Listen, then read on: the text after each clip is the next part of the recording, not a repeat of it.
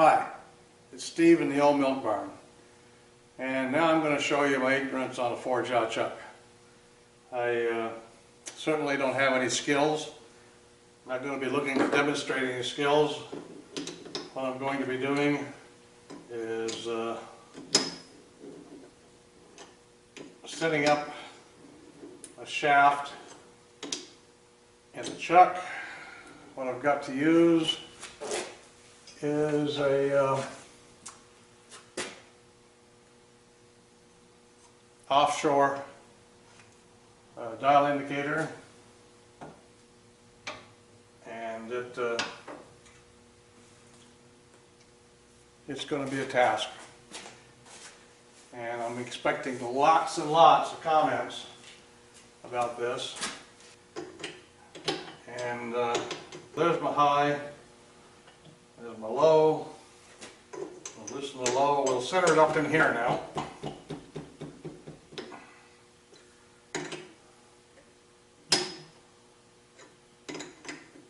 High up there. Well, quite a bit yet.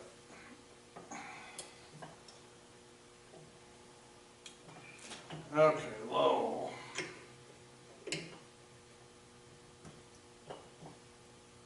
See how we're doing the other way.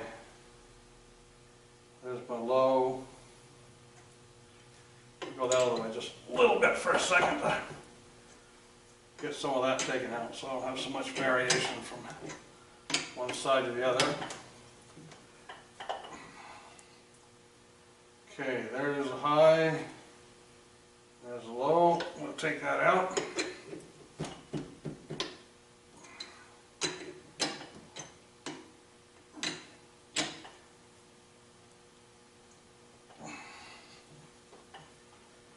Okay, high. Nope, we got reversed. There's our high, there's a low. So we'll go ahead and see about tightening that a little bit. See how far off we are now. Okay, there's the low. If you were around, I made the comment that I'd like to kind of leave the 4-jaw chuck on, but you can see that if I do that, this is going to be a long process every time I start something. Okay, where are we at now? Now we're within a couple of thousandths. Let's go back the other direction. High, low.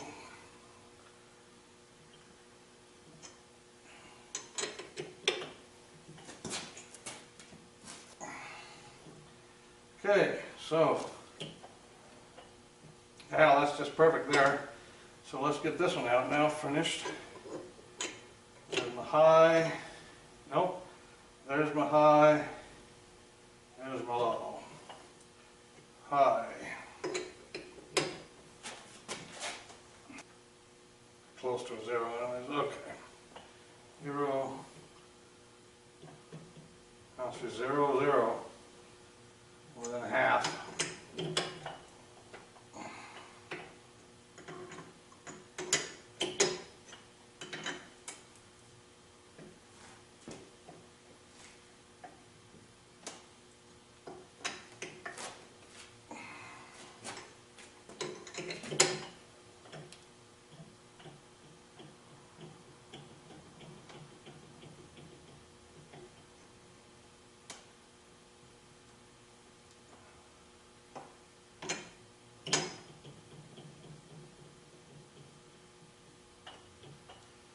Alright, well anyways, your runner.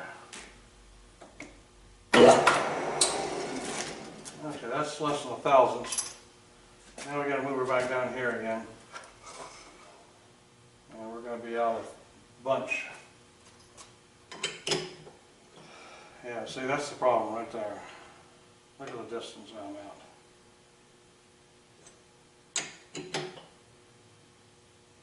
Yeah, I'm high 50 thousandths. Maybe more. Nope. 2 thousandths. 2 or 3.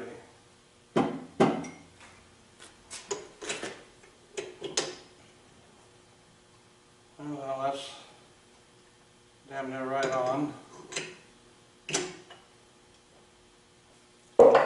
Okay, now let's move it back in because we're going to see that same difference back here. And it's almost like I could go through this hour after hour and find the same problem over and over. Alright, where are we at? See, I'm off. Okay, that's my high. That's my high.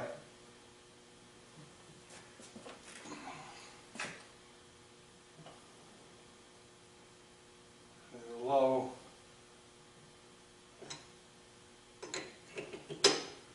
Is off so minutely.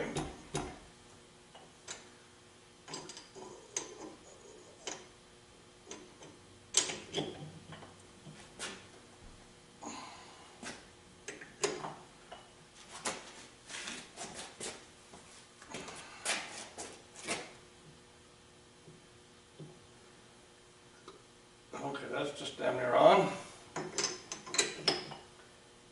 Low, high. Low.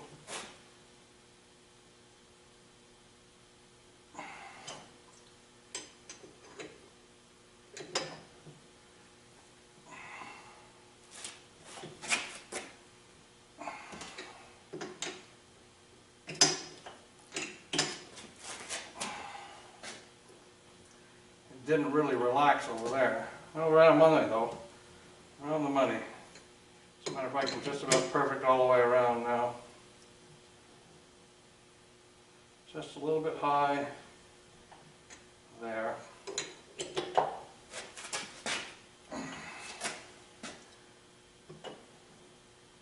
Now it's perfect. Let's see if it should run.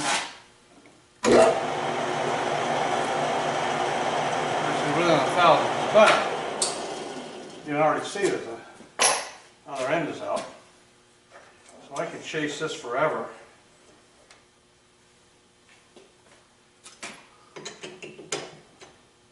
And that went clear out again.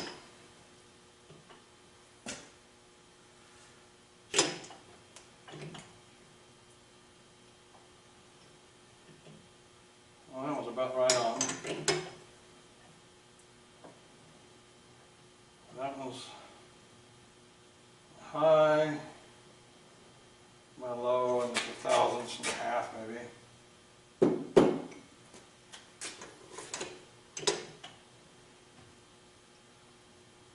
Hey, that's 3. I don't know where I am, I'm 3. And 1, now 1.5, 3.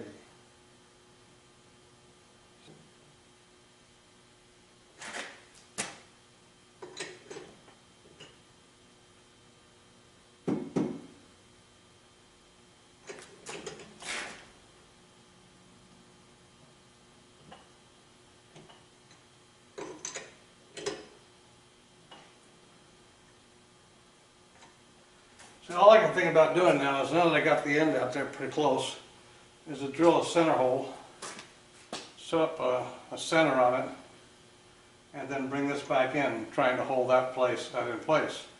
But that doesn't explain why I'm having all the trouble doing that.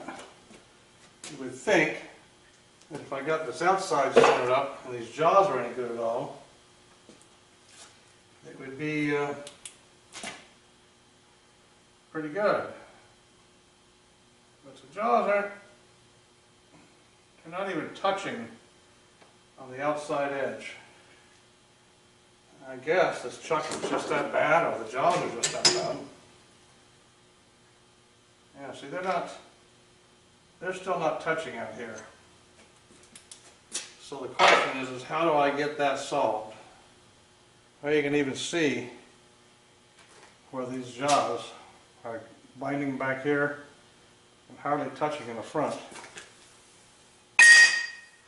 So, what could be the cause of the visual adjustments? And they're pushing in equally well, I would think, in each one. So it's got to be either a bunch of play. There's no play in those, I can tell. Obviously this is not $1 million chuck. There's this play, but that's normal.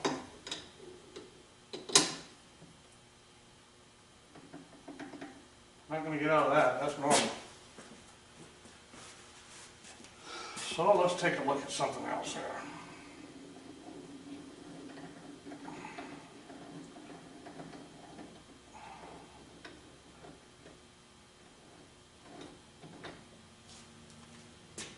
Let's take a look at something else. I don't think that's a machine surface, but let's try it just for the hell of it. Let's see if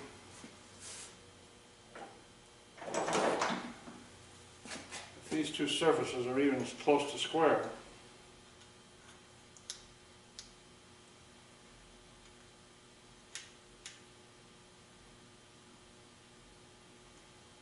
And the answer is no, these are not close to square. They're tighter in the center. Now if you're asking me, I would say, well, you can almost see that they're narrower grinding. I would think they would be tighter in this on the outside, come in to bind, and then push themselves into tightness, because if they come together back here, they're not going to be able to push themselves that way.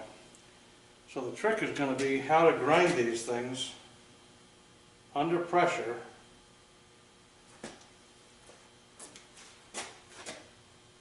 How to grind them under pressure. Let's see what the other side looks like. Maybe it'll show, maybe it won't. Now, that side looks pretty good for that job. Let's try another job.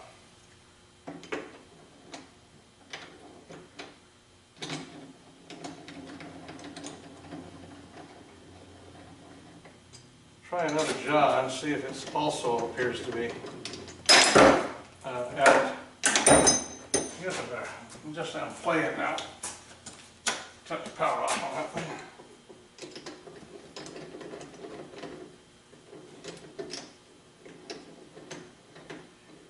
Now, I am assuming that that square is square. I don't have a. I'd love to have a surface plate, but I don't. Had the chance to buy one. I thought I was going to get a good deal on one.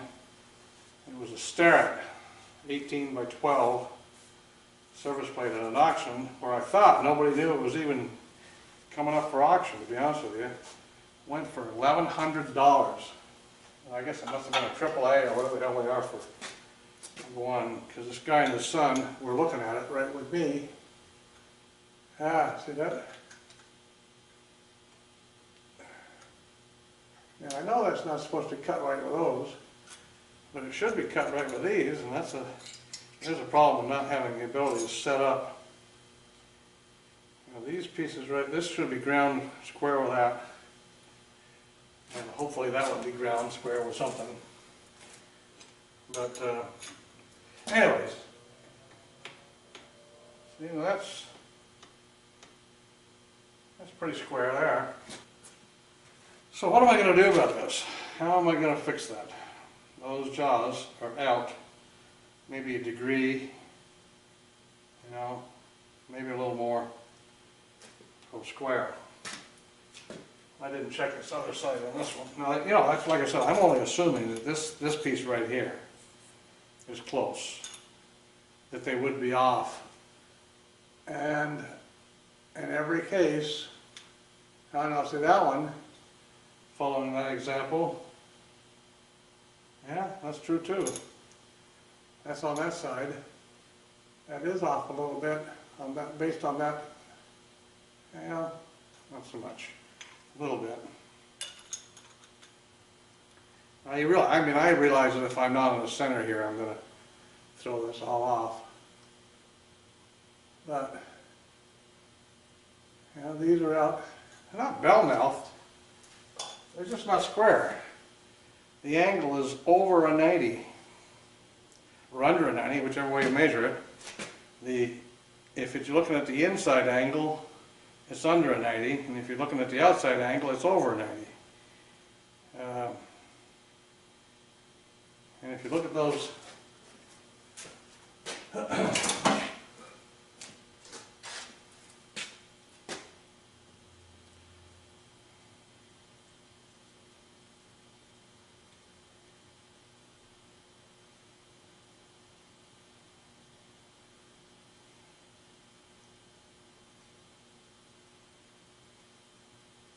yeah, you can even measure it. So, how is a layman like myself going to solve that problem? How am I going to grind this jaw square? 3-jaw chuck, I can see it, you tighten it up, you support it someplace so it's going to have the pressure it normally would, like on the outside possibly. You know, you can always cut yourself a groove and put yourself a washer in there and then forever use that spot. But, you know, it just isn't, it's so obvious. This goes right down to a taper. It's a wider grind on the outside than it is on the inside.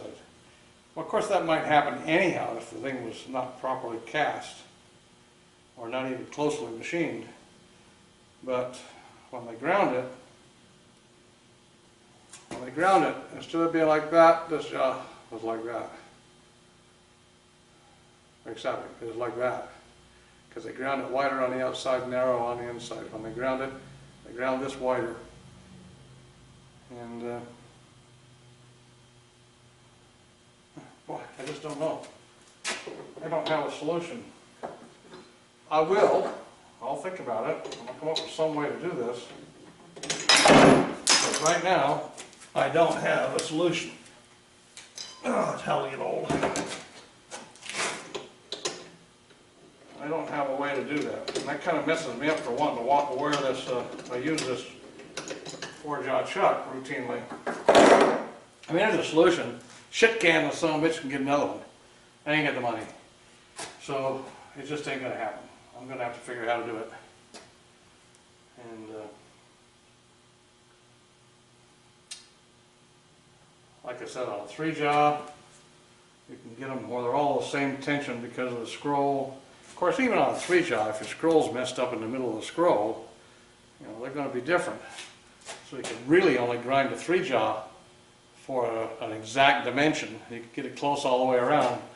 But if you've got a 1-inch stock holding it open, or somebody to hold it open, and you're grinding it, and it's laying in a certain spot on the scroll, that spot on the scroll is not exactly the same as every other spot proportionally, then when you open the scroll up, you're going to have jaws that aren't still coming together exactly the same place. So, you know, grinding a chuck, you almost need some perfectionist way to grind the scroll, so it's exactly the right incline. And, of course, then each jaw, you know, depending on where you put it, it hits the scroll in a different spot every time it tightens up. Now, that's not completely true. When the scroll pulls the jaws together, in order for them to come together proportionately, they have to hit the scroll in the same spot.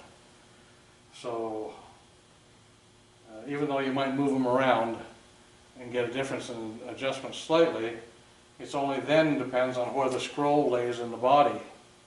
If the scroll is not perfectly, you know, at zero clearance almost in the body, then the scroll is going to shift back and forth. And if the scroll shifts back and forth and you put the jaws in a different place than they were originally, then the jaws are going to be different. Too many variables. I mean, it's almost impossible to get a chuck perfect. And I guess a lot of folks say if you're in within 3/1000ths, you're pretty good. But I don't like being within 3/1000ths. I'd like to be within 0.5 thousandths, you know, 5/10ths of concentric. And obviously you can turn it, you can put it, you know, you can do all kinds of things to get it concentric with the bore or with a spindle. But I'd like to be able to get it, you know, from end to end by just basically tightening the chuck jaws to have it close out here, you know, I mean, I'm gonna have to live, I guess, with maybe setting up a steady rest if I want a long stock, and using the adjustment on the steady rest to get it to run through out here. Bore it, put a center in it, come in, hold the center, and then adjust the back end. Now that would work every time, but you'd have to continue to hold it on center, because the minute you put a tool against it, if you didn't support this end out here and the jaws are bad, she'd start doing this. She'd walk away from you and continually walk, and then you'd be cutting in the taper. So the only choice, and then if your tailstock loosens up, if you can't keep your tailstock tight, or if your work slides in, and that's happened to me before, your work slides in because you're putting a lot of tool pressure on it, it just gets complicated, doesn't it? I'm probably saying the wrong thing in some of these things, but that's what my mind is doing. It's thinking about putting tool pressure on. If you don't support the back of the work's going to work its way in. It's going to come loose from the tailstock. And if you're having a problem with it working its way back and forth, then you're going to immediately have that happen. And it'll happen slightly as you go. As it works back in a little bit, it'll come a little bit free from the 60-degree point on your center and work its way over a little at a time. I have thought about making a bar that's, and somebody's already done that on the internet too, making a bar that hooks up to the tail end of my spindle that you can tighten so it keeps a depth. Now, obviously, if your piece is bigger than the hole through your spindle, you got no problem. But if it's smaller, it's going to walk. And I've seen people do that. Can't remember exactly how they did it, but I've seen people do that. I mean, you can always pull the chuck, just go over if you're not exactly worried about center to start with. Throw yourself a center in the drill press, drill a center on it, come back over here, put it in on a center, and turn it between centers with a dog. I mean, that's the right way to do it. You can't, your center will stay in place here, your center will stay in place there. Your work won't work transversely, I guess that's the right word, transversely, and it'll stay in position, and you can turn true. And then, of course, it's just a matter of the trueness of the unit and the looseness of the head, all those little things like that. But that's why so many people turn in a collet. I mean, can't afford that either. I don't have the money to buy a collet closer for the front of this thing. So, where I'm at here is I guess I decide when I do a piece of work, how accurate does that piece of work need to be? And then when I do clamp down, put sufficient force on it so that it would not normally work itself into the chuck. Although that adjustment back here, and all I have to do is put a nut on the back end with a threaded center on it, a double center, be a double nut, a nut that threads on the back of my spindle with a second threaded hole in it, so I could run a shaft up through there and then tighten it up and just let it run in the spindle. And in every situation, that would stop your work from creeping as long as that shaft can't move. And as long as you don't have a lot of end play on your spindle. But anyhow, that's it. This is Steve in the old milk barn, and I don't know how much of this video you're going to ever see. Probably very little of it. Because I've rambled, I've screwed around, I've frustrated myself. You've already left. So, see you later.